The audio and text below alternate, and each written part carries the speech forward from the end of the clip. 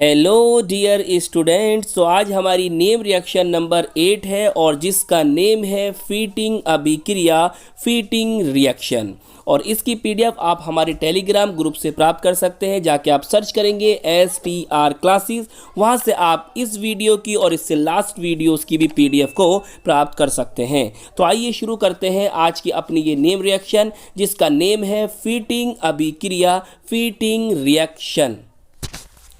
देखिए ध्यान से समझेंगे। शुष्क ईथर ड्राई ईथर की उपस्थिति में सोडियम धातु के साथ सोडियम मेटल के साथ क्रिया कराने पर एरिल हैलाइड, या हम इसे पढ़ते हैं इंग्लिश में एराइल हैलाइड, या हम इसे हेलो एरीन भी कहते हैं और इंग्लिश में पढ़ते हैं हेलो एरीन। सही है। तो एरिल हैलाइड या हेलो एरीन क्या देता है? डाईफेनिल, और इंग्लिश में पढ़ते हैं हम इसको डाईफेनाइल देता है, जिसमें दो एरिल समूह दो एराइल समूह परस्पर जुड़े रहते हैं।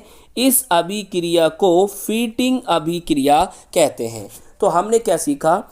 हमने ये सीखा कि हमें एरिल हैलाइड या हेलो एरीन की क्रिया सोडियम धातु से करनी है और शुष्क ईथर ड्राई ईथर की उपस्थिति रखनी है, जिससे हमें डाईफेनिल या डाईफेनाइल ऑब्टेंड हो जाएगा और इस अभिक्रिया को हम फीटिंग अभिक्रिया कहेंगे।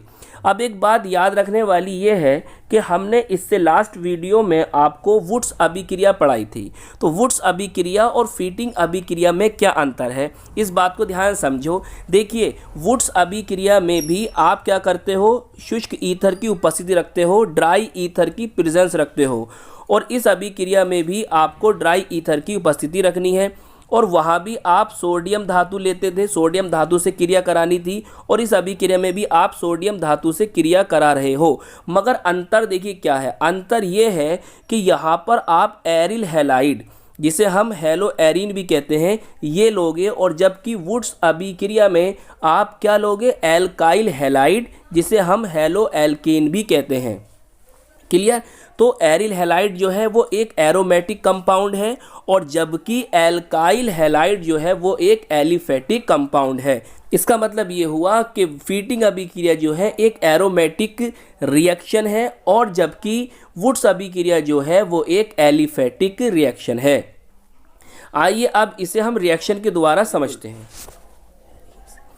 देखिए आपको इस अभिक्रिया में क्या करना होगा?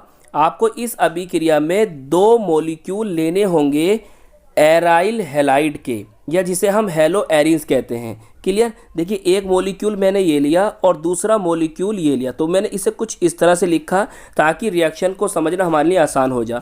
अब हमें क्या करना है? देखिए यहाँ से आप ये X लो जो कि हैलाइड है, और यह वाला भी हैलाइड लेकर, और आपके पास दो सोडियम 2Na तो है ही, इन दोनों को जब आपस में मिलाओगे तो आपका क्या बन जाएगा? 2NaX।